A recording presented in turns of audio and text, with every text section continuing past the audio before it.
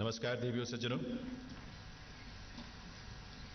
विकसित भारत को समर्पित 16वें सिविल सेवा दिवस के इस भव्य और विशिष्ट आयोजन में हार्दिक स्वागत अभिनंदन है देश के यशस्वी दूरदृष्टा प्रधानमंत्री माननीय श्री नरेंद्र मोदी जी का। आज सिविल सेवा दिवस के माध्यम से हमारे देश के उत्कृष्ट सिविल सेवकों को पहचान मिल रही है, सम्मान मिल रहा है और सबसे बड़ी बात, इसके माध्यम से व्यवस्था के प्रति आम नागरिकों के मन में जो भरोसा पैदा हुआ है, इस सब के प्रेरणा स्रोत माननीय प्रधानमंत्री श्री नरेंद्र मोदी जी की गरिमामयी उपस्थिति से आज हम सब पुनः अभिभूत हैं। आइए एक बार करतल ध्वनि के साथ अभिनंदन करें, वंदन करें माननीय प्रधानमंत्री महोदय का। इस अवसर पर मंच पर विराजमान माननीय केंद्रीय राज्य मंत्री कार्मिक, लोक शिकायत, पेंशन और प्रधानमंत्री कार्यालय डॉक्टर जितेंद्र सिंह जी, माननीय प्रधानमंत्री महोदय के सलाहकार डॉक्टर पी.के. मिश्रा जी, माननीय कैबिनेट सचिव श्री राजीव गौबा जी, भारत सरकार के प्रशासनिक सुधार और लोक शिकायत विभाग के सचिव श्री वी श्रीनिवास जी और आप सभी का देवियों सज्जनों हार्दिक स्वागत अभिनंदन है। मैं निवेदन करूंगा माननीय कैबिनेट सचिव श्री राजीव गौबा जी से कि वे माननीय प्रधानमंत्री महोदय और आप सभी का स्वागत करने के लिए पधारें, स्वागत संबोधन के साथ।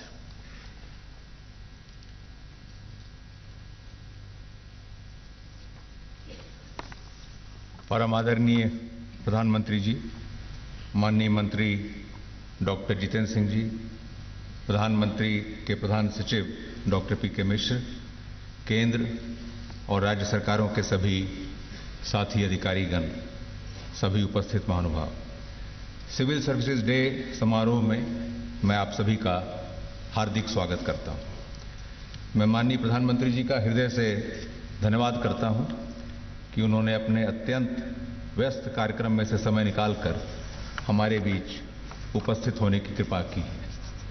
महोदय, आपकी उपस्थिति सदैव हम सभी के लिए प्रेरणा का स्रोत रही है। प्रधानमंत्री जी के प्रेरणादायी नेतृत्व में पिछले वर्षों में हुए सस्टेन्ड एवं deep governance reforms, public service delivery में टेक्नोलॉजी के व्यापक स्तर पर उपयोग और जन कल्याणकारी योजनाओं में अपनाई गई सैचुरेशन कवरेज की अप्रोच, इनके परिणाम आज देश के नागरिकों के जीवन में सकारात्मक परिवर्तन के रूप में देखे जा रहे हैं। राष्ट्र निर्माण के कार्य में पॉलिसीज और स्कीम्स के लिए परामर्श उपलब्ध कराने से लेकर फील्ड में इफेक्टिव इम्प्लीमेंटेशन तक सिविल सर्वेंट्स निरंतर अपना बहुमूल्य योगदान दे रहे हैं। मैं आज इस अवसर पर सभी साथियों का इन सामूहिक प्रयासों के लिए अभिनंदन करता हूं। सिविल सर्विसेज डे हमारे लिए नागरिकों की सेवा और राष्ट्र निर्माण के प्रति स्वयं को रीडेडिकेट करने का अवसर है। हमें अपने आप को पहले से अधिक प्रोडक्टिव बनाने, रिजल्ट ओरिएंटेड बनने और सिविल सर्वेंट्स से जिन हाई स्टैंडर्ड्स और मूल्यों की अपेक्षा की जाती है, उनके अनुरूप आचरण करने और कार्य करने का संकल्प लेने का अवसर है। अमृत काल में भारत को एक विकसित राष्ट्र बनाने के प्रधानमंत्री जी के आह्वान के अनुरूप इस वर्ष सिविल सर्विस डे की थीम रखी गई है, विकसित Bharat, empowering citizens and reaching the last mile.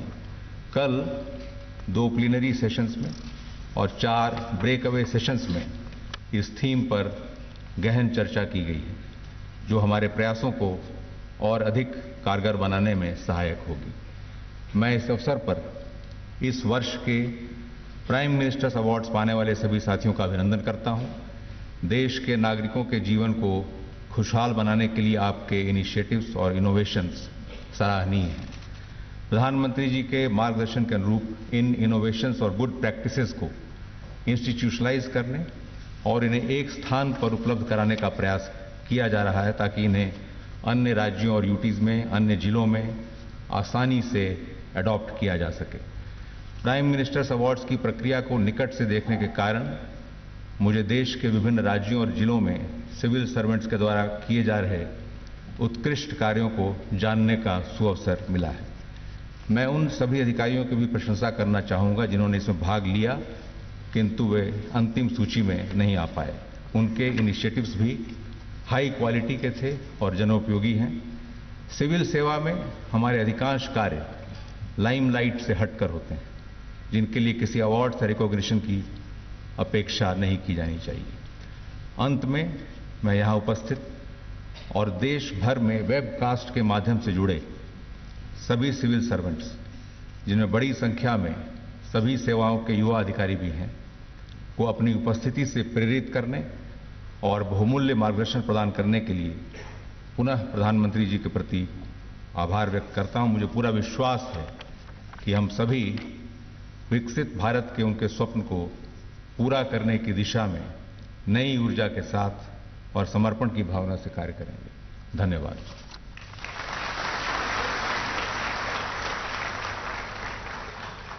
बहुत बहुत आभार माननीय कैबिनेट सचिव महोदय का।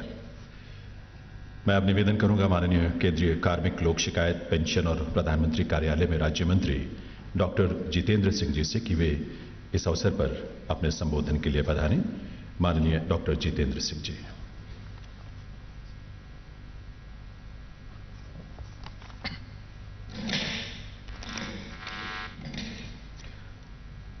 परम आदरणीय प्रधानमंत्री जी, सर्वप्रथम आपका आभार।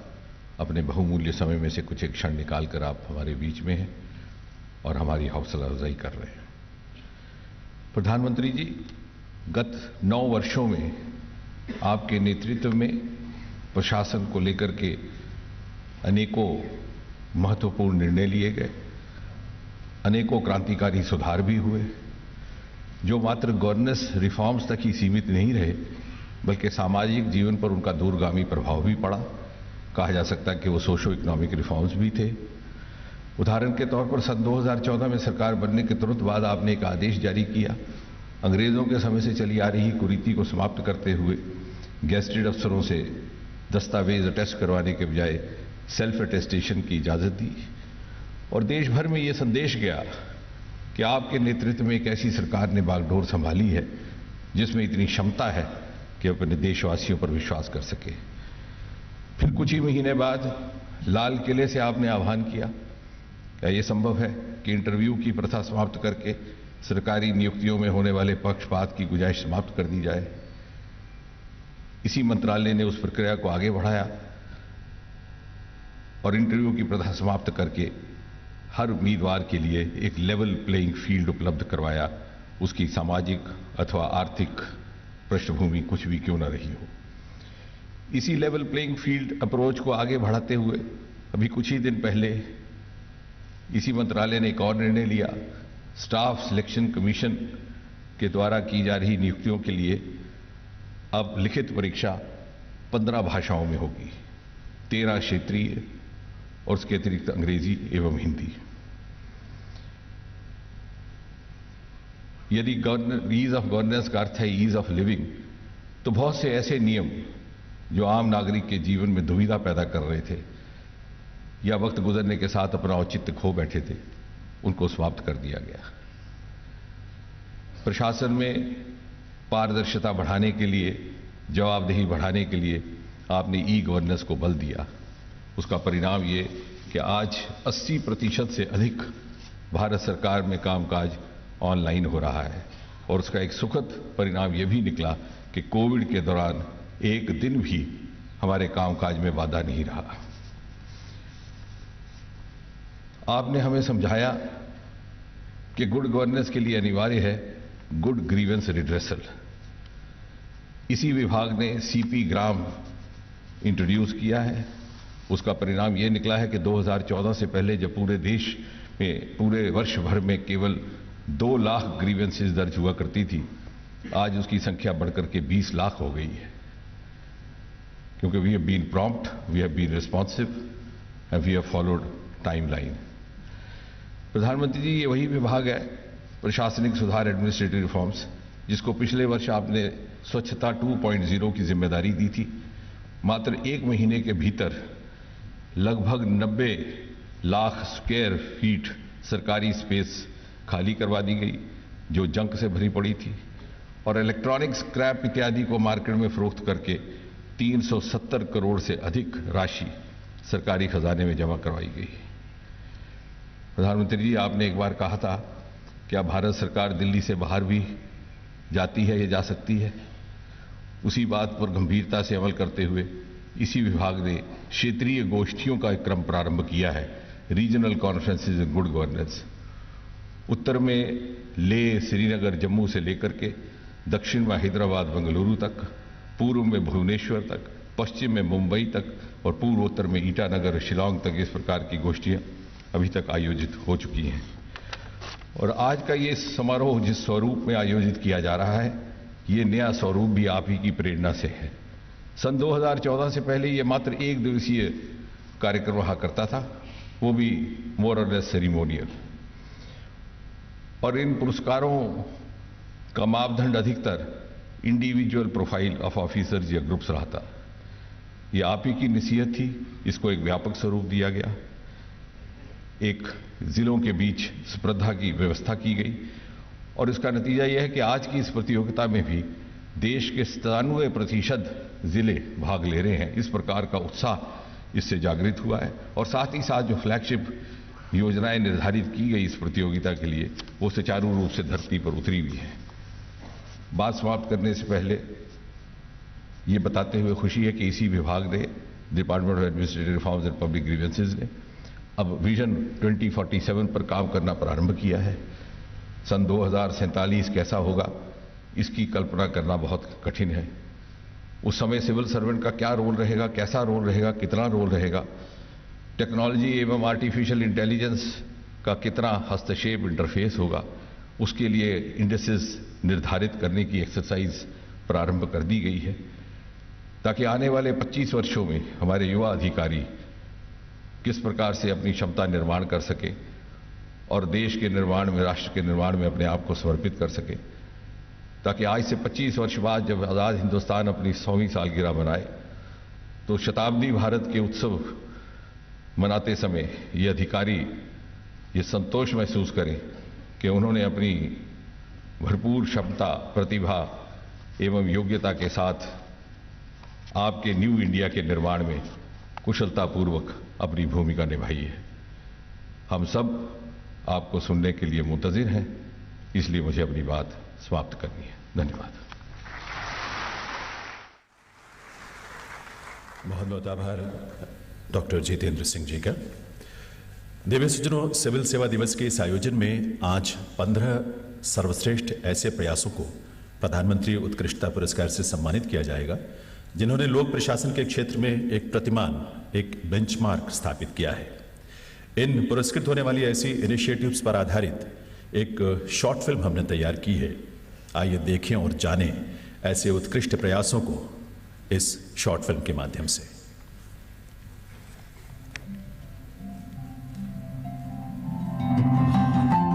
भारत, जहां सपने जैसा सच और इसी सच के सम्मान का उत्सव है। Prime minister awards for excellence in public administration. Civil service का सबसे बड़ा काम, ये कभी भी हमारे लक्ष्य से ओझल नहीं होना चाहिए। हमारे हर काम में कसौटी एक होनी चाहिए, इंडिया फर्स्ट, नेशन फर्स्ट। मेरा राष्ट्र सर्वोपरि। परिवर्तन लाने का सामर्थ्य देश में है और सिर्फ हमें विश्वास लेके जी रहे ऐसा नहीं, दुनिया बहुत बड़ी आशा के साथ हमारी तरफ देख रही है। तब हमारा कर्तव्य बनता है उस कर्तव्य की पूर्ति के लिए हम अपने आप को सज्ज करें। भारत, जहां पंक्ति की आखिर में खड़े की आंखों में अब तरक्की के सपनों का बसेरा होता है। मुश्किलें होती हैं, पर उसे अब सच करने का हौसला होता है। क्या ये हम भी कर सकते हैं? क्या ये हम भी कभी कर पाएंगे? क्या हम इतने पीछे से कभी सामने भी आ पाएंगे? इतिहास है अब सवाल ऐसे, जवाब दे रही है नई उड़ान, नई पहचान, नया वर्तमान, नए नए कीर्तिमान।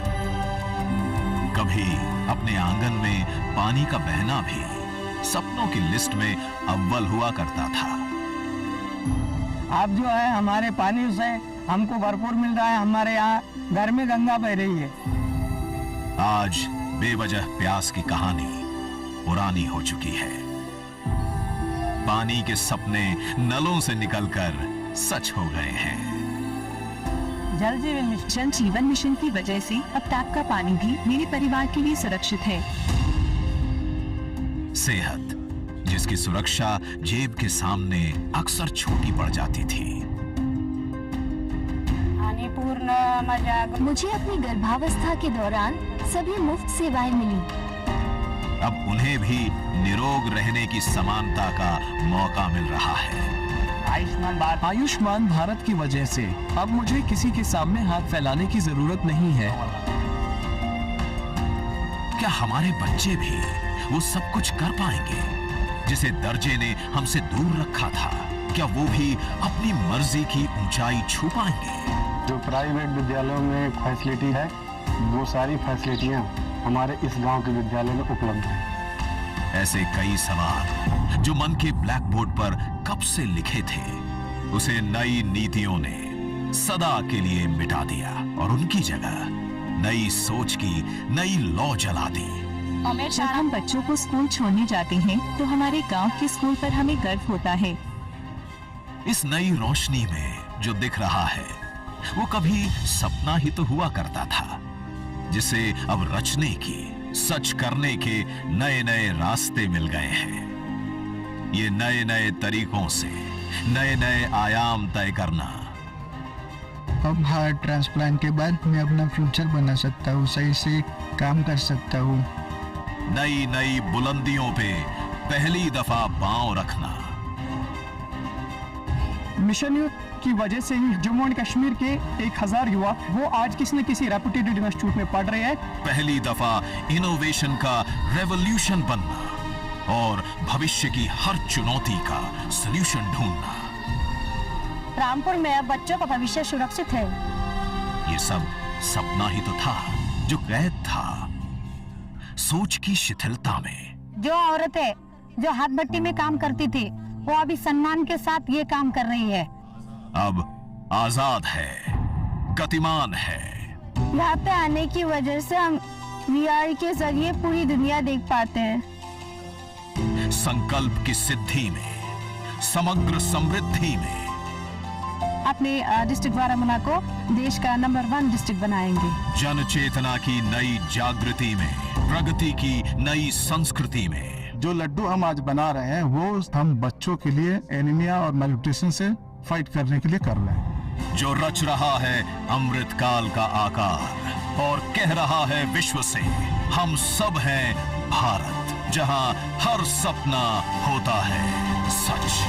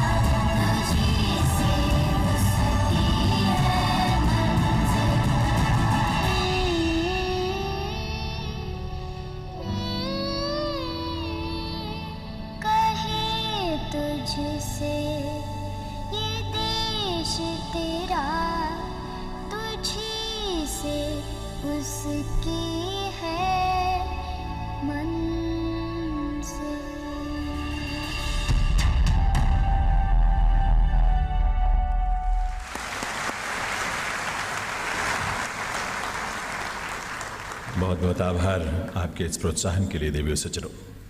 सुशासन यानी गुड गवर्नेंस के लिए प्रायोरिटी प्रोग्राम्स की जो बेस्ट प्रैक्टिसेस हैं उनको लेकर एक ई कॉफी टेबल बुक तैयार की गई है। प्रधानमंत्री महोदय से हम निवेदन करेंगे अपने करकमलों से रिमोट का बटन दबाकर इस ई कॉफी टेबल बुक का विमोचन करने की कृपा करें।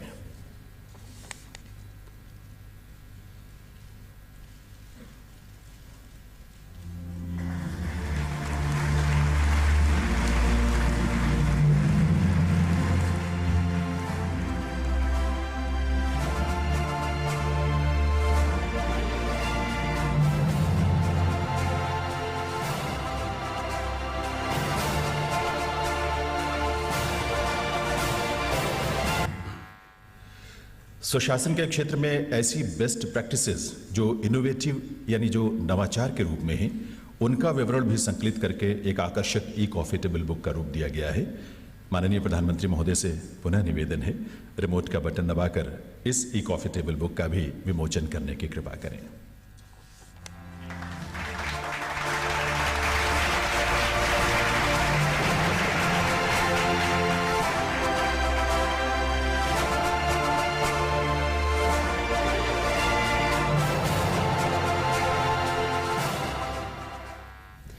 बहुत बहुत आभार माननीय प्रधानमंत्री महोदय का। देव सज्जनों, अब समय है लोक प्रशासन में प्रधानमंत्री उत्कृष्टता पुरस्कार 2022 प्रदान किए जाने का। इसके अंतर्गत अलग अलग वर्गों में कुल 15 पुरस्कार प्रदान किए जा रहे हैं। माननीय प्रधानमंत्री महोदय से निवेदन है मंच के अग्रभाग में पधारकर अपने करकमलों से ये पुरस्कार प्रदान करने की कृपा करें। मंचासीन माननीय मंत्री जी और अन्य विभूतियों से भी निवेदन है इस अवसर पर उनकी उपस्थिति के लिए।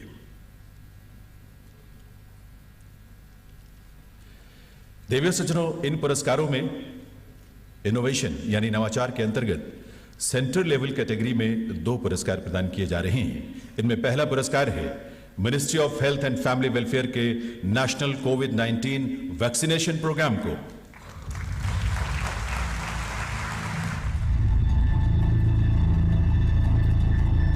कोरोना जैसी महामारी की विशालकाय चुनौती, लेकिन एक ही प्रण हो सबका टीकाकरण।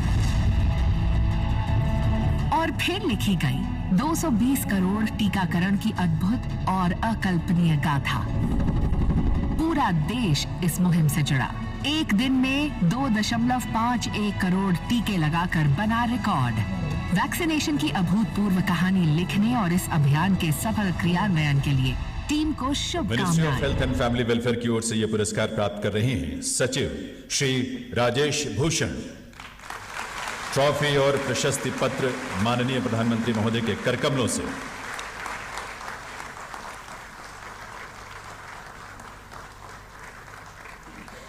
इस वर्ग में दूसरा पुरस्कार प्रदान किया जा रहा है department for promotion of industry and internal trade के PM Gatishakti national master plan को।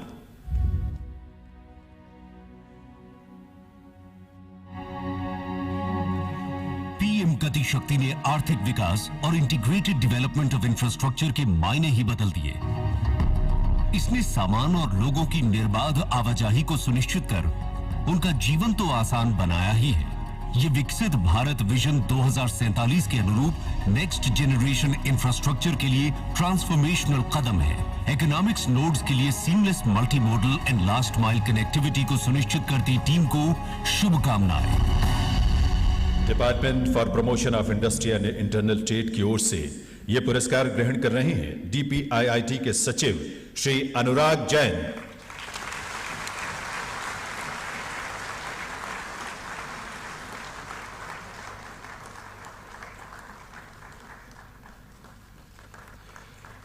इनोवेशन के ही अंतर्गत स्टेट लेवल इनिशिएटिव्स में 2 पुरस्कार प्रदान किए जा रहे हैं। इनमें पहला पुरस्कार है जम्मू कश्मीर के मिशन यूथ के लिए।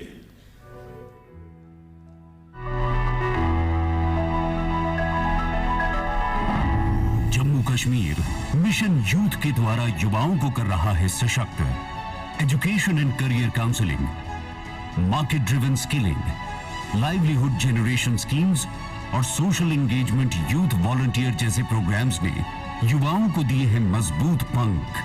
युवाओं के सपनों को नई ऊंचाई देने के लिए टीम को शुभकामनाएं। मिशन यूथ के लिए जम्मू कश्मीर की ओर से यह पुरस्कार प्राप्त कर रहे हैं वहां के मुख्य सचिव श्री अरुण कुमार मेहता।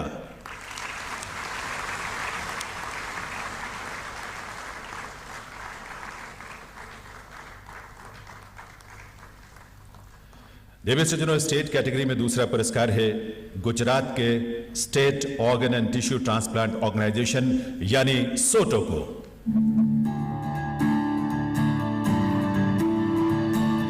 गुजरात में स्थित state organ and tissue transplant organization यानी सोटो जीवन सुरक्षा कवच बनकर लाया है कई चेहरों पर मुस्कान। ये अंगदान से जुड़ी प्रक्रिया और जानकारी को सुलभ बनाकर बेस्ट ट्रांसप्लांट कोऑर्डिनेटर का काम कर रहा है। इसके माध्यम से पीएम जय स्कीम के अंतर्गत 1194 प्रत्यारोपण और स्कूल हेल्थ प्रोग्राम के तहत 250 प्लस पीडियाट्रिक ट्रांसप्लांटेशन हुए हैं। अंगदान द्वारा जीवन दान की राह आसान करने के लिए टीम को शुभकामनाएं। सोटो गुजरात की ओर से यह पुरस्कार प्राप्त कर रही हैं वहां के principal secretary primary health and family welfare और कमिश्नर हेल्थ श्रीमती शहमीना हुसैन।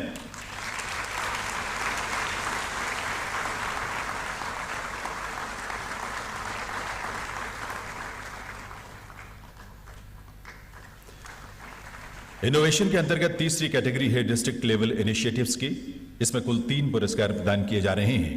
पहला पुरस्कार है रामपुर उत्तर प्रदेश के संवर्धन वोकल फॉर लोकल इनिशिएटिव के लिए।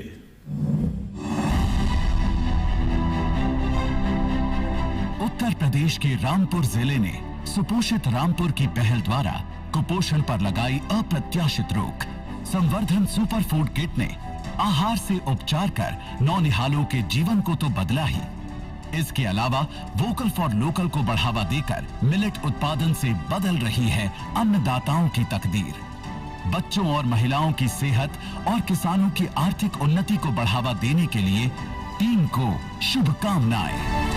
जिला रामपुर उत्तर प्रदेश की ओर से यह पुरस्कार प्राप्त कर रहे हैं वहां के district magistrate Shri Ravindra Kumar मांडेर।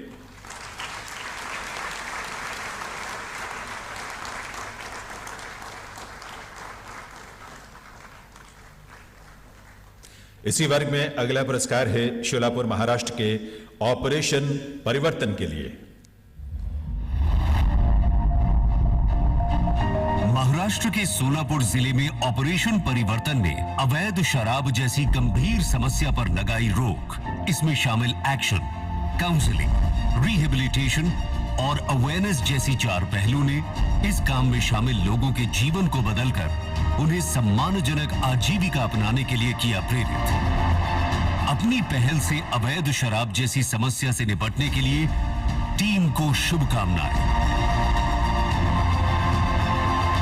Operation परिवर्तन के लिए जिला शोलापुर महाराष्ट्र की ओर से यह पुरस्कार प्राप्त कर रहे हैं वहां के superintendent of police rural Shri Shirish Sardesh Pandey.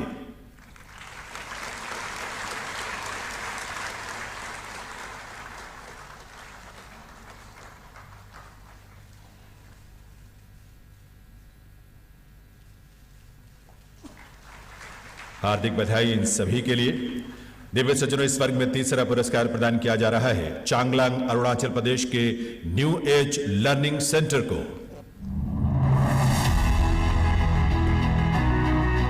Arunachal Pradesh के चांगलांग जिले ने न्यू एज लर्निंग सेंटर यानी NALC के द्वारा लाया है अभूतपूर्व बदलाव। यहां बच्चों के सर्वांगीण विकास के लिए ई-लर्निंग के माध्यम से एक ही छत के नीचे futuristic library, painting, photography, documentary screening और स्टोरी टेलिंग जैसी सुविधाएं मिलती हैं।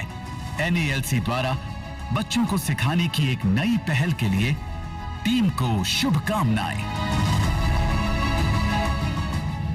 New age learning centre initiative के लिए जिला चांगलांग अरुणाचल प्रदेश की ओर से यह पुरस्कार प्राप्त कर रहे हैं चांगलांग के डिप्टी कमिश्नर श्री सनी के सिंह।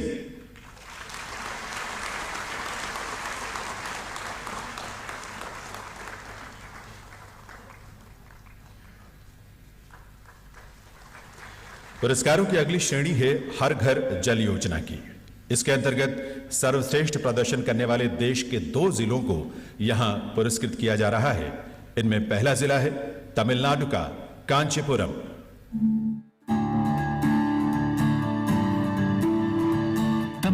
के कांचीपुरम जिले ने हर घर जल अभियान के माध्यम से 100% घरेलू नल कनेक्शन की मंजिल को पा लिया है। आज अश्योर्ड क्वांटिटी और क्वालिटी, प्रिस्क्राइब्ड वाटर क्वालिटी और वाटर सिस्टम और सिक्योरिटी की सस्टेनेबिलिटी ने हर घर शुद्ध जल की पहुंच सुनिश्चित की है। हर घर जल के माध्यम से सुविधा और सेहत दोनों पहुंचाने के लिए टीम को शुभकामनाएं। कांचीपुरम जिले की ओर से ये पुरस्कार प्राप्त कर रही हैं वहां के डिस्ट्रिक्ट मजिस्ट्रेट डॉक्टर एम आरती।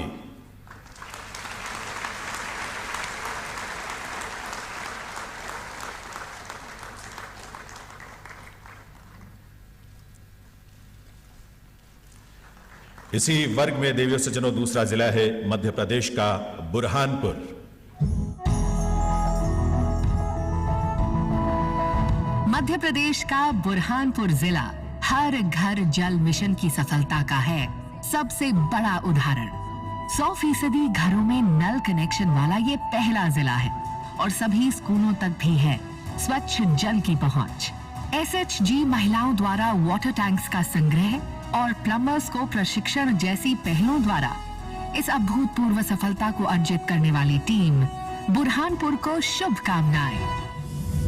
हर घर जल योजना के लिए जिला बुरहानपुर मध्य प्रदेश की ओर से ये पुरस्कार प्राप्त कर रही हैं वहां की डिस्ट्रिक्ट मजिस्ट्रेट श्रीमती भव्या मित्तल।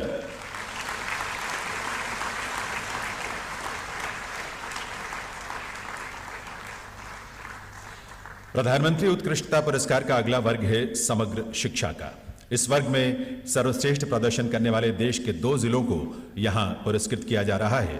इनमें पहला जिला है उत्तर प्रदेश का चित्रकूट।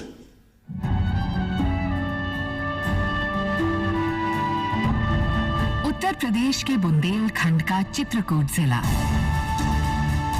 इसने समग्र शिक्षा के माध्यम से विभिन्न पहलों के द्वारा स्कूलों का किया है काया पलट। आज यहाँ है 280 से अधिक स्मार्ट क्लासरूम्स। सभी ब्लॉक के स्कूलों में छात्रों और छात्राओं का बढ़ा है नामांकन। समग्र शिक्षा के माध्यम से शिक्षा की ज्योत जलाने वाली टीम को शुभकामनाएं। चित्रकूट जिले की ओर से ये पुरस्कार प्राप्त कर रहे हैं वहां के डिस्ट्रिक्ट मजिस्ट्रेट श्री अभिषेक आनंद।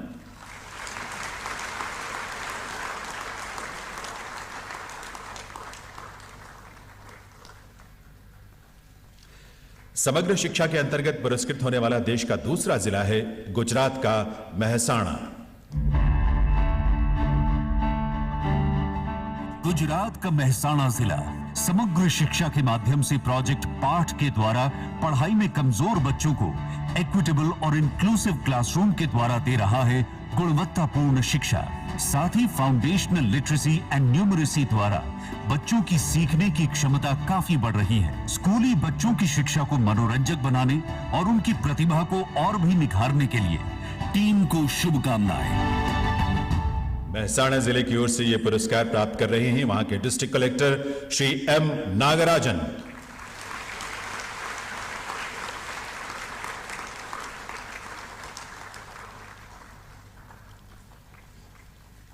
देवियों सज्जनों पुरस्कारों का अगला वर्ग है हेल्थ एंड वेलनेस सेंटर्स का।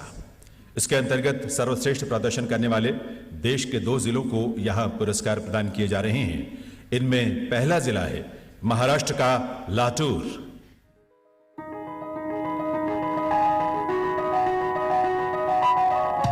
महाराष्ट्र के लातूर जिले में आयुष्मान भारत के अंतर्गत हेल्थ एंड वेलनेस सेंटर के माध्यम से बेहतरीन स्वास्थ्य सेवाएं की जा रही हैं प्रदान। संजीवनी अभियान के द्वारा कैंसर जैसे रोग के प्रति भी किया जा रहा है जागरूक। वर्ष 2020 से अब तक 51 लाख से अधिक लोगों ने ओपीसी के माध्यम से उठाया है लाभ। स्वास्थ्य के क्षेत्र में उल्लेखनीय कार्य करने के लिए टीम को शुभकामनाएं। लातूर जिले की ओर से यह पुरस्कार प्राप्त कर रहे हैं वहां के district collector Shri Prithviraj BP।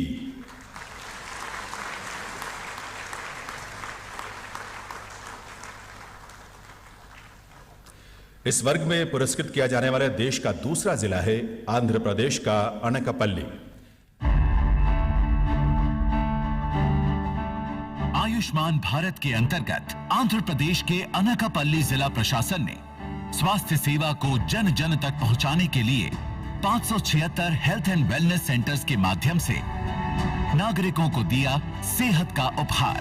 ग्राम स्तर पर ही 105 प्रकार की दवाएं, 14 तरह की डायग्नोस्टिक सुविधा हो रही है उपलब्ध। आयुष्मान भारत के तहत हेल्थ एंड वेलनेस सेंटर्स के माध्यम से स्वास्थ्य के क्षेत्र में बड़े बदलाव लाने के लिए टीम को शुभकामनाएं। जिला अनकापल्ली आंध्र प्रदेश की ओर से यह पुरस्कार प्राप्त कर रहे हैं वहां के डिप्टी कमिश्नर श्री रवि पत्तन शेट्टी।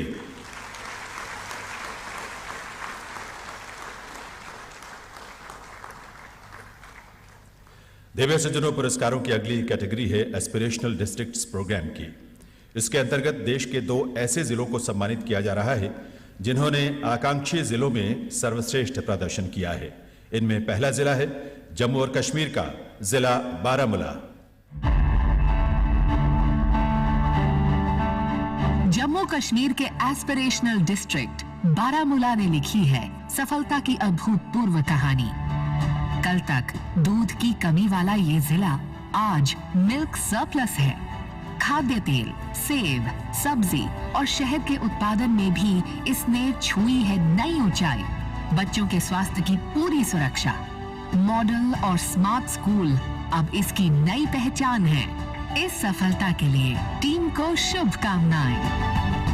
जिला बारामूला की ओर से ये पुरस्कार प्राप्त कर रही हैं वहां के deputy commissioner doctor Syed Sahrish Asghar.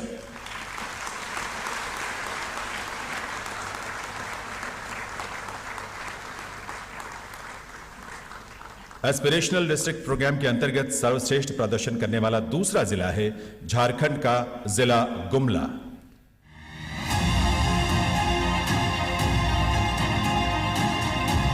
Jharkhand के एस्पिरेशनल डिस्ट्रिक्ट गुमला ने हर क्षेत्र में लिखी है तरक्की की नई कहानी। परंपरागत धान की खेती से हटकर रागी की खेती ने बदली है किसानी। पढ़ो लिखो अभियान ने शिक्षा के प्रति किया है और भी जागरूक। अस्पतालों में स्वास्थ्य सेवाओं का बदला है स्वरूप। तरक्की की नित नई ऊंचाई को छूती टीम को शुभकामनाएं। जिला गुमला झारखंड की ओर से यह पुरस्कार प्राप्त कर रहे हैं वहां के डिप्टी कमिश्नर श्री सुशांत गौरव।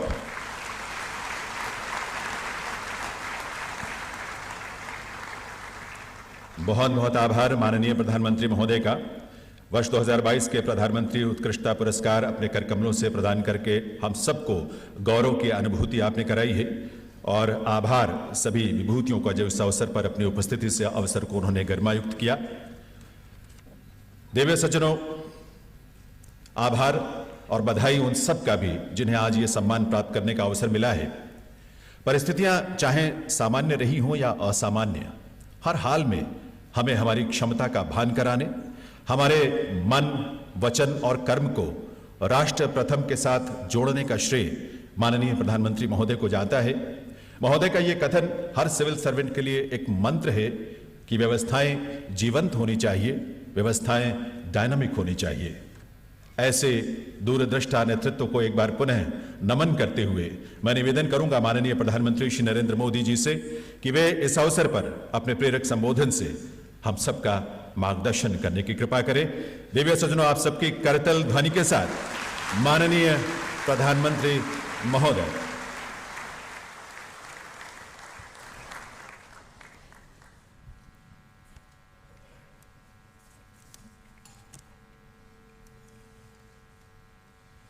मंत्रिमंडल के मेरे सहयोगी डॉक्टर जितेंद्र सिंह, श्री पी.के. मिश्रा जी, श्री राजीव गौबा जी, श्री श्रीनिवासन जी और इस कार्यक्रम में जुड़े सभी कर्मयोगी साथियों, देवी और सज्जनों, आप सभी को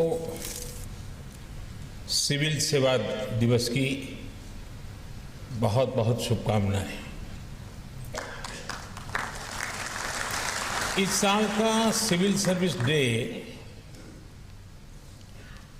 बहुत ज्यादा महत्वपूर्ण है।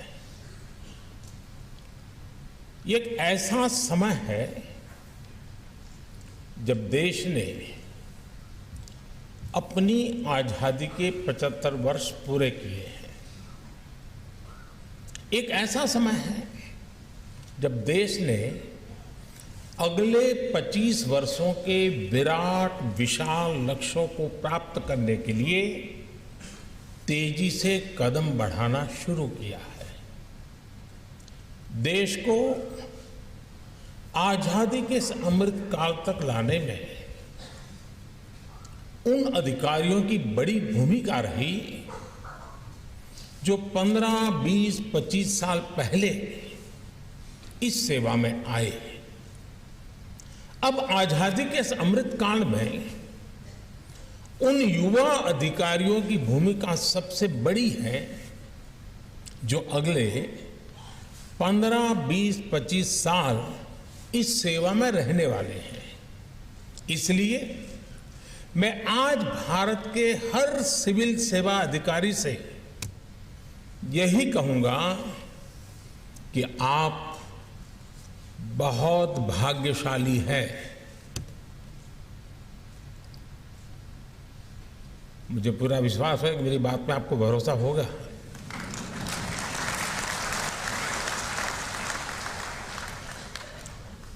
हो सकता है कुछ लोग न भी मानते हो वो भाग्यशाली नहीं है। अपनी अपनी सोच, हर किसी को मुबारक। आपको इस कालखंड में देश की सेवा करने का मौका मिला है। आजादी के अमृत काल में देश के स्वाधीनता सेनानियों के सपनों को पूरा करने का दायित्व हम सभी पर है। हमारे पास समय कम है, लेकिन सामर्थ्य भरपूर है। हमारे लक्ष्य कठिन है, लेकिन हौसला कम नहीं है। हमें पहाड़ जैसी ऊंचाई भले चढ़नी है, लेकिन इरादे आसमान से भी ऊंचे, ज्यादा ऊंचे हैं।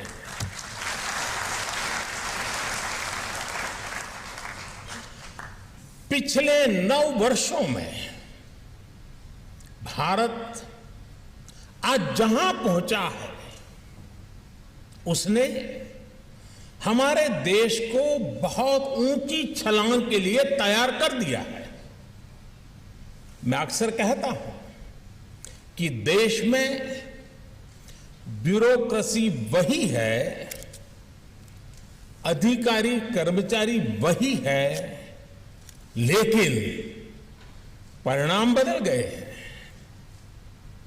पिछले 9 वर्षों में भारत अगर विश्व पटल पर एक विशिष्ट भूमिका में आया है, तो इसमें आप सबका सहयोग बहुत महत्वपूर्ण रहा है।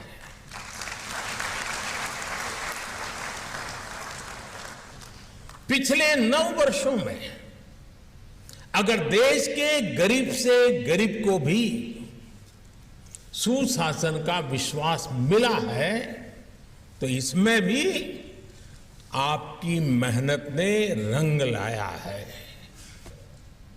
पिछले 9 वर्षों में अगर भारत के विकास को नई गति मिली है, तो ये भी आपकी भागीदारी के बिना संभव नहीं था। कोरोना के महासंकट के बावजूद आज भारत दुनिया की 5वीं सबसे बड़ी अर्थव्यवस्था है।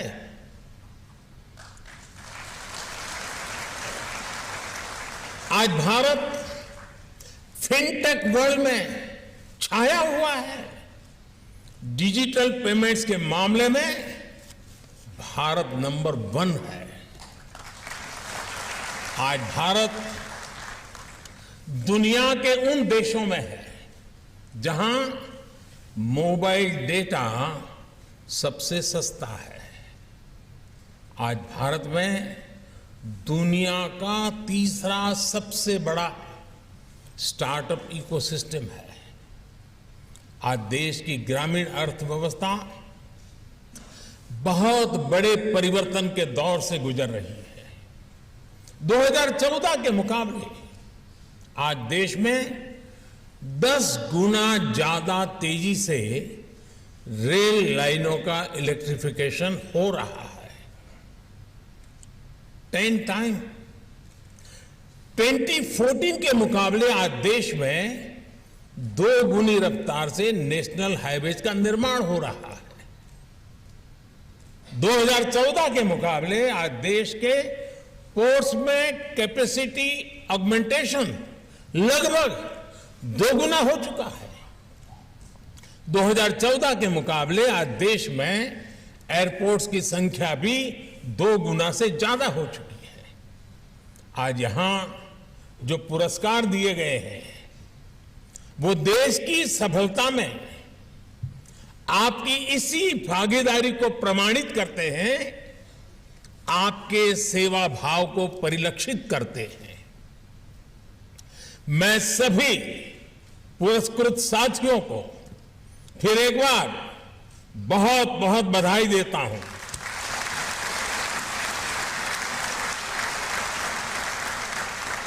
साथियों, बीते वर्ष 15 अगस्त को मैंने लाल किले से देश के सामने पंच प्राणों का आह्वान किया है। विकसित भारत के निर्माण का विराट लक्ष्य हो, गुलामी की हर सोच से मुक्ति हो, भारत की विरासत पर गर्व की भावना हो, देश की एकता एकजुटता को निरंतर सशक्त करना हो और अपने कर्तव्यों को सर्वोपरि रखना हो। इन पंच प्राणों की प्रेरणा से जो ऊर्जा निकलेगी वो हमारे देश को वो ऊंचाई देगी जिसका वो हमेशा हकदार रहा है।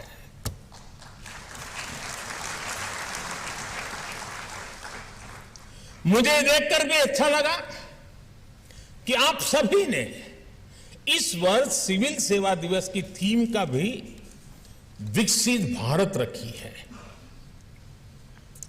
विकसित भारत के निर्माण के पीछे क्या सोच है, ये उस पुस्तक में भी झलकता है जिसका अभी विमोचन हुआ है।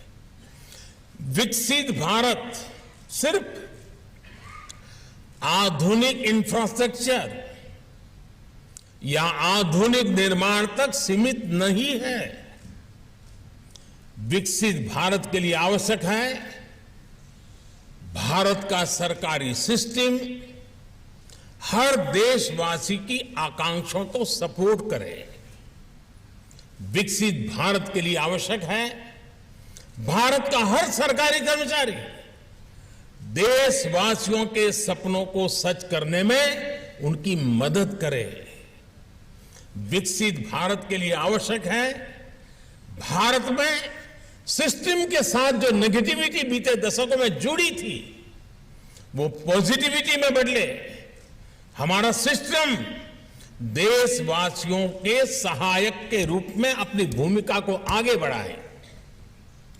साथियों, आजादी के बाद के दशकों का हमारा अनुभव रहा है योजनाएं कितनी भी बेहतर हो, कागज पर कितना ही शानदार रोड मैप क्यों ना हो, लेकिन अगर लास्ट माइल डिलीवरी ठीक नहीं होगी तो अपेक्षित परिणाम नहीं मिलेंगे।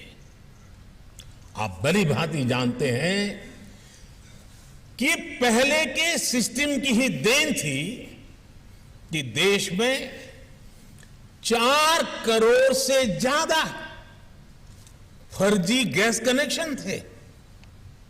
ये पहले की सिस्टम की ही देन थी कि देश में 4 करोड़ से ज्यादा फर्जी राशन कार्ड थे।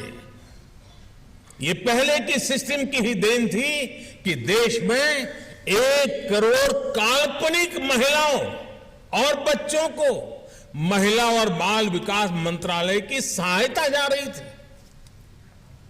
ये पहले की सिस्टम ही थी और उसी की देन थी कि अल्पसंख्यक मंत्रालय करीब 30 लाख फर्जी युवाओं को स्कॉलरशिप का लाभ देता रहता था और ये भी पहले की ही सिस्टम की देन है कि मनरेगा के तहत देश में लाखों ऐसे फर्जी अकाउंटेंट बने, लाखों ऐसे श्रमिकों के पैसे ट्रांसफर किए गए जिनका अस्तित्व ही नहीं था।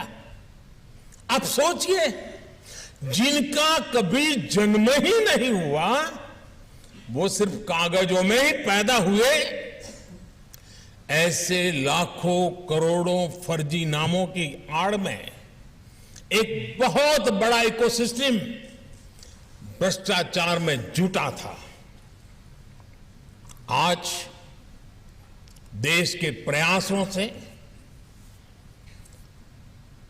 आप सभी के प्रयासों से ये सिस्टम बदला है। देश के करीब करीब 3 लाख करोड़ रुपए गलत हाथों में जाने से बचे हैं। आप सब इसके लिए अभिनंदन के अधिकारी हैं।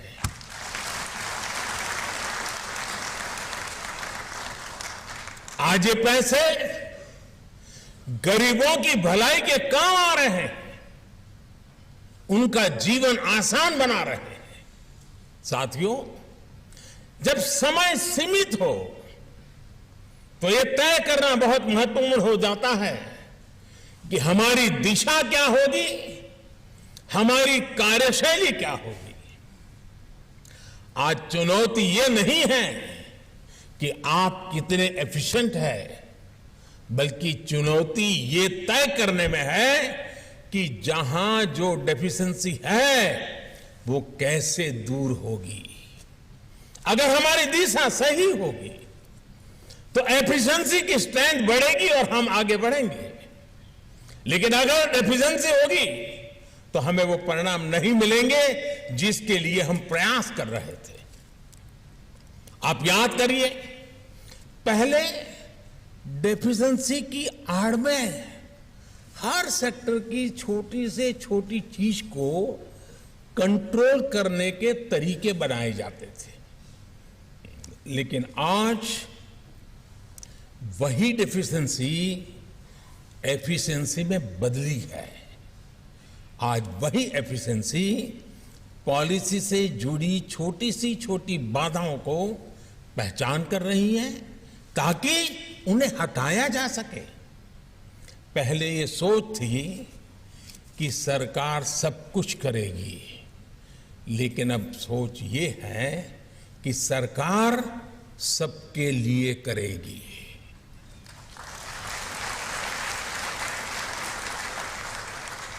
अब सरकार सबके लिए काम करने की भावना के साथ टाइम और रिसोर्सेज का एफिशिएंटली उपयोग कर रही है। आज की सरकार का ध्येय है नेशन फर्स्ट, सिटीजन फर्स्ट। आज की सरकार की प्राथमिकता है वंचितों को वरीयता। आज की सरकार एस्पिरेशनल डिस्ट्रिक्ट तक जा रही है, एस्पिरेशनल ब्लॉक्स तक जा रही है। आज की सरकार देश के सीमावर्ती गांवों को आखिरी गांव न मानकर उन्हें फर्स्ट विलेज मानते हुए काम कर रही है। वाइब्रेंट विलेज योजना चला रही है। ये बीते वर्षों में हमारी सरकार की बहुत बड़ी पहचान रही है। लेकिन हमें एक और बात हमेशा ध्यान रखनी है। 100% सैचुरेशन के लिए हमें इससे भी अधिक मेहनत की, इनोवेटिव समाधानों की पल पल जरूरत पड़ेगी। अब जैसे डिजिटल इंडिया का इतना व्यापक इंफ्रास्ट्रक्चर हमारे पास उपलब्ध है, इतना बड़ा डेटा सेट हमारे पास है, लेकिन अभी भी हम देखते हैं कि हर विभाग अपने अपने हिसाब से वही जानकारी, वही दस्तावेज मांगता है जो पहले से ही किसी न किसी डेटाबेस में मौजूद है। प्रशासन का बहुत बड़ा समय एनओसी, प्रमाण पत्र, क्लियरेंस, इन्हीं सब कामों में चला जाता है। हमें इनके सॉल्यूशन निकालने ही होंगे, तभी ईज ऑफ लिविंग बढ़ेगी, तभी ईज ऑफ डूइंग बिजनेस बढ़ेगा। मैं आपको पीएम गति शक्ति नेशनल मास्टर प्लान का भी उदाहरण देना चाहता हूं। इसके तहत हर प्रकार के इंफ्रास्ट्रक्चर से जुड़े डेटा लेयर्स एक ही प्लेटफॉर्म पर उपलब्ध है। इसका हमें अधिक से अधिक उपयोग करना है। हमें सोशल सेक्टर में बेहतर प्लानिंग और एग्जीक्यूशन के लिए पीएम गति शक्ति का ज्यादा से ज्यादा इस्तेमाल करना चाहिए। इससे हमें लोगों की जरूरतों को आइडेंटिफाई करने में और एजुकेशन में आने वाली मुश्किलों को दूर करने में मदद मिलेगी ही मिलेगी। इससे डिपार्टमेंट्स के बीच, डिस्ट्रिक्ट और ब्लॉक के बीच संवाद और सरल होगा। इससे हमारे लिए आगे की स्ट्रेटजी बनाना भी ज्यादा आसान होगा। साथियों, आजादी का ये अमृत काल, ये टाइम पीरियड भारत के सभी सरकारी कर्मचारियों के लिए जितने बड़े अवसर लेकर आया है, उतना ही चुनौतीपूर्ण भी है। इतनी सारी उपलब्धियों के बावजूद, तेज गति से हासिल हुई सफलताओं के बावजूद, मैं इसे चुनौती क्यों कह रहा हूं, और मैं मानता हूं कि इस बात को आपको भी समझना होगा। आज भारत के लोगों के एस्पिरेशंस, उनकी आकांक्षाएं बहुत तेजी से बढ़ रही है। विकसित भारत के लिए, व्यवस्थाओं में बदलाव के लिए अब देशवासी और ज्यादा इंतजार नहीं करना चाहते। देश के लोगों की इस एस्पिरेशन को पूरा करने के लिए हम सबको, आपको पूरे सामर्थ्य से जुटना ही होगा। तेजी से निर्णय लेने होंगे, उन निर्णयों को उतनी ही तेजी से लागू करना होगा। और आपको एक और बात का ध्यान अवश्य रखना होगा कि आज, और ये मैं कह रहा हूं इसलिए नहीं, आप भी अनुभव करते होंगे, आज पूरे विश्व की भी भारत से अपेक्षाएं बहुत ज्यादा बढ़ गई हैं। दुनिया भर के एक्सपर्ट्स, विभिन्न अंतर्राष्ट्रीय संस्थाएं ये कह रही है कि भारत का समय आ गया है। India time has arrived. ऐसी स्थिति में भारत की ब्यूरोक्रेसी को एक भी पल गंवाना नहीं है। आज मैं भारत की ब्यूरोक्रेसी से, भारत के हर सरकारी कर्मचारी से, चाहे वो राज्य सरकार में हो या केंद्र सरकार में, मैं एक आग्रह जरूर करना चाहता हूं। देश ने आप पर बहुत भरोसा किया है, आपको मौका दिया है। उस भरोसे को कायम रखते हुए काम करिए। मैं आपसे अक्सर कहता हूं कि आपकी सर्विस में आपके निर्णयों का आधार सिर्फ और सिर्फ देश हित होना चाहिए। हो सकता है फील्ड में आपको किसी एक व्यक्ति के लिए कोई फैसला लेना हो, किसी एक समूह के लिए कोई फैसला लेना हो, लेकिन तब भी आप ये जरूर सोचें कि मेरे इस निर्णय से, निर्णय भले ही छोटा क्यों ना हो, मेरे इस निर्णय से देश का क्या भला होगा। यानी आपके लिए कसौटी देश हित ही है। और मैं आज भारत की ब्यूरोक्रेसी के लिए इस कसौटी में एक और बात जोड़ना चाहता हूं। मुझे विश्वास है आप इस कसौटी पर भी खरा उतरेंगे।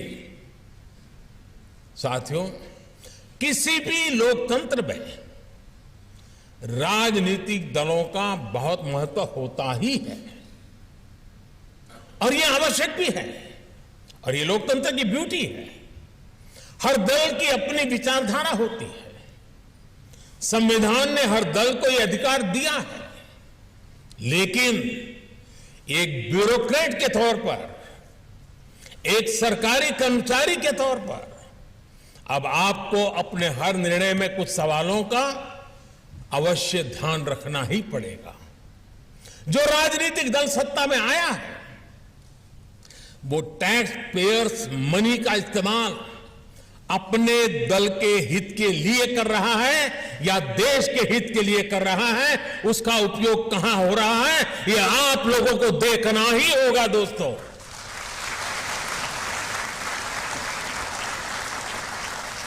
वो राजनीतिक दल अपने दल के विस्तार में सरकारी धन का उपयोग कर रहा है या फिर देश के विकास में उस पैसों का इस्तेमाल कर रहा है, वो राजनीतिक दल अपना वोट बैंक बनाने के लिए सरकारी धन लुटा रहा है या फिर सभी का जीवन आसान बनाने के लिए काम कर रहा है, वो राजनीतिक दल सरकारी पैसे से अपना प्रचार कर रहा है या फिर ईमानदारी से लोगों को जागरूक कर रहा है, वो राजनीतिक दल अपने कार्यकर्ताओं को ही विभिन्न संस्थाओं में नियुक्त कर रहा है या फिर सबको पारदर्शी रूप से नौकरी में आने का अवसर दे रहा है, वो राजनीतिक दल नीतियों में इसलिए तो फेरबदल नहीं कर रहा ताकि उसकी आकाओं की काली कमाई के नए रास्ते बने।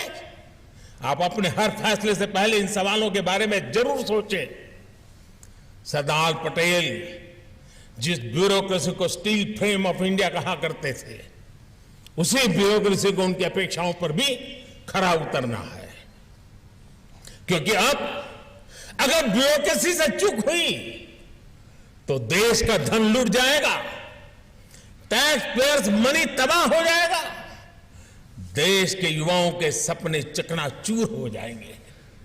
साथियों, जो युवा बीते कुछ वर्षों में या पिछले दशक में देश की सिविल सेवा से जुड़े हैं, उन्हें मैं कुछ बातें विशेष तौर पर कहना चाहता हूं। आप भी जानते हैं कि जीवन जीने के दो तरीके होते हैं।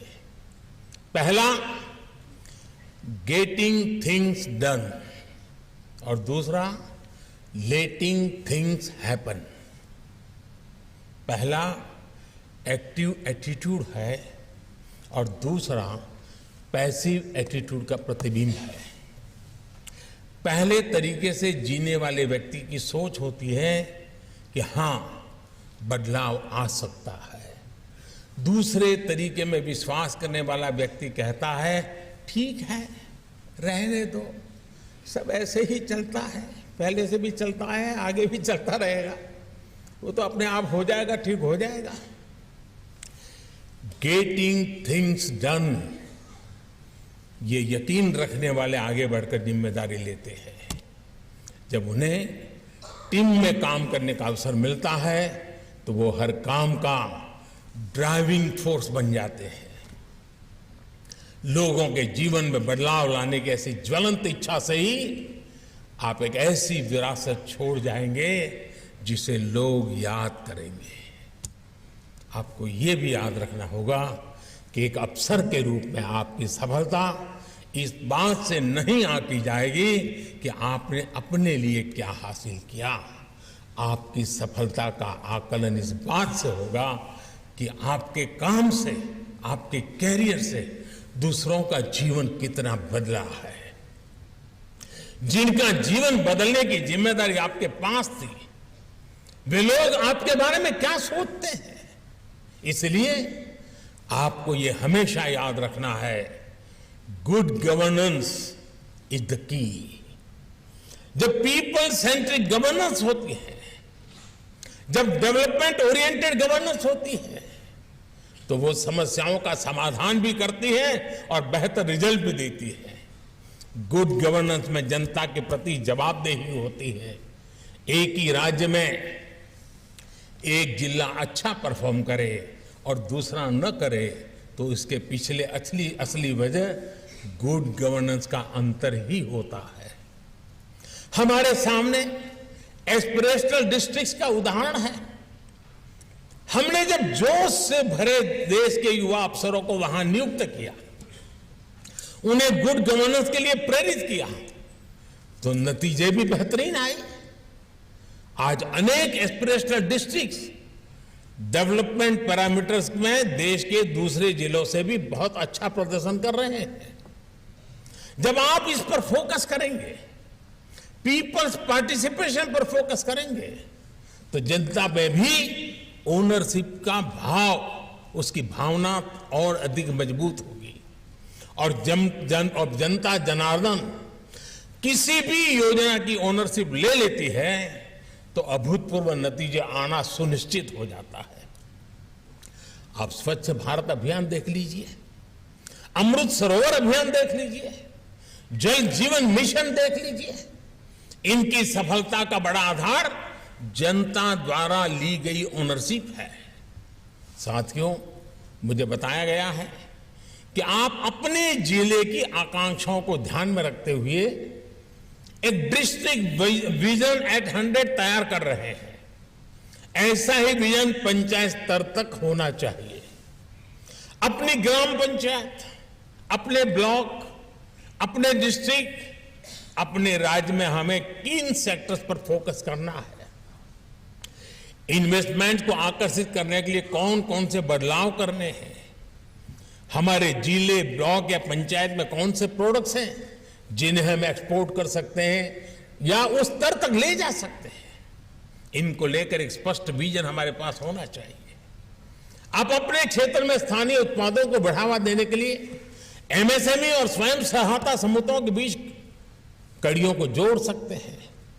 आप सभी के लिए लोकल टैलेंट को प्रोत्साहित करना, लोकल एंटरप्रेन्योरशिप को सपोर्ट करना, स्टार्टअप कल्चर को बढ़ावा देना, मैं समझता हूं कि ये समय की मांग है। साथियों, हेड ऑफ द गवर्नमेंट रहते हुए मुझे 20 साल से भी ज्यादा समय हो चुका है। आप में से कई लोग बरसों से मेरे साथ काम कर रहे हैं और मैं तो कहूंगा मेरा सौभाग्य है कि आप जैसे साथियों के साथ मुझे काम करने का अवसर मिला है। आप जानते हैं कि मैंने हमेशा कैपेसिटी बिल्डिंग पर कितना जोर दिया है। मुझे खुशी है कि आज आप सब सिविल सर्वेंट के बीच मिशन कर्मयोगी एक बड़ा अभियान बन चुका है। मिशन कर्मयोगी का मकसद है सिविल सर्वेंट्स के फुल पोटेंशियल का उपयोग करना। कैपेसिटी बिल्डिंग कमीशन इस अभियान को पूरी मजबूती से आगे बढ़ा रहा है। मेरा यह भी मानना है कि ट्रेनिंग और लर्निंग कुछ महीनों की औपचारिकता बनकर नहीं रहनी चाहिए। इसलिए ट्रेनिंग और लर्निंग से जुड़ा क्वालिटी मटेरियल हर जगह हर समय उपलब्ध हो, इसके लिए आई गॉट प्लेटफॉर्म बनाया गया है। अब सभी नए रिक्रूट्स को आई गॉट पर कर्मयोगी प्रारंभ के ओरिएंटेशन मॉड्यूल के साथ भी ट्रेन किया जा रहा है। साथियों, बीते वर्षों में सरकार ने ब्यूरोक्रेसी को एक और बंधन से मुक्ति दिलाई है। ये बंधन का प्रोटोकॉल और हायरार्की का बंधन। आप जानते हैं कि हायरार्की के बंधनों को तोड़ने की शुरुआत भी मैंने खुद की है। मैं लगातार सेक्रेटरी से लेकर के असिस्टेंट सेक्रेटरी तक से मिलता हूं। मैं ट्रेनी अफसरों के साथ मुलाकात करता हूं। हमने डिपार्टमेंट के भीतर हर किसी की भागीदारी बढ़ाने के लिए नए आइडियाज के लिए केंद्र सरकार में भी चिंतन शिविर को बढ़ावा दिया है। हमारे प्रयासों से एक और बड़ा बदलाव आया है। पहले वर्षों तक राज्यों में रहने के बाद ही अधिकारियों को डेपुटेशन पर केंद्र सरकार में काम करने का अनुभव मिलता था।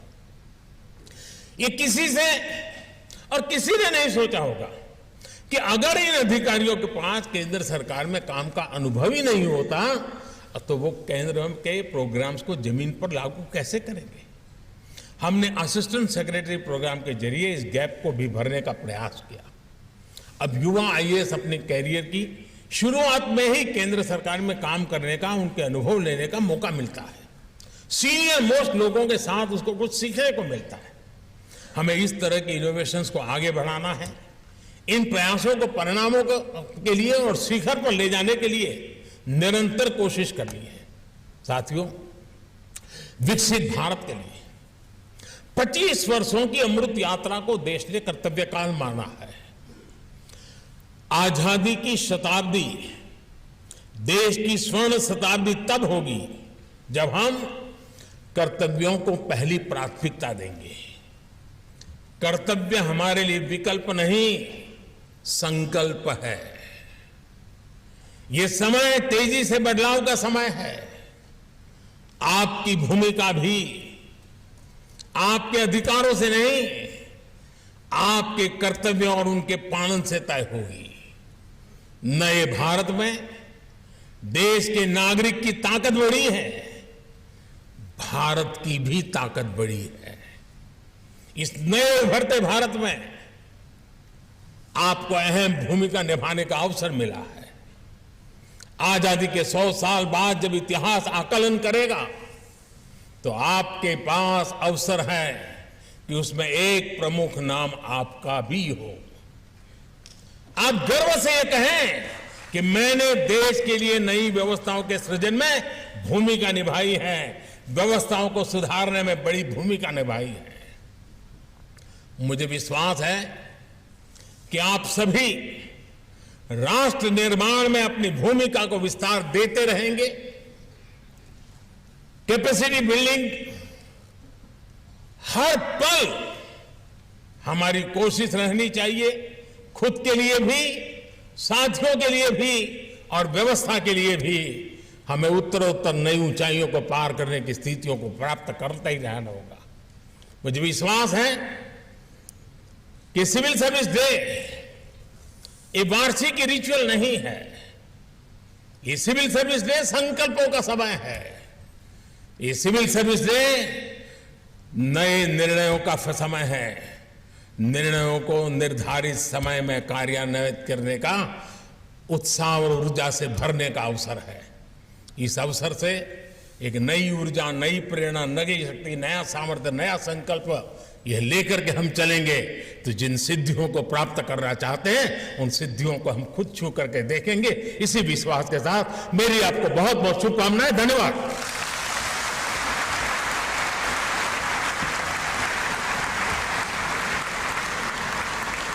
बहुत बहुत आभार माननीय प्रधानमंत्री महोदय का उनके इस प्रेरक संबोधन के लिए। आभार उनकी दूरदृष्टि और उस नेतृत्व के लिए भी जो नए भारत, विकसित भारत के लिए एक मजबूत नींव बनी है, जिस पर देश को गर्व है और जिस पर दुनिया को भरोसा है। हृदय से आभार माननीय प्रधानमंत्री महोदय का।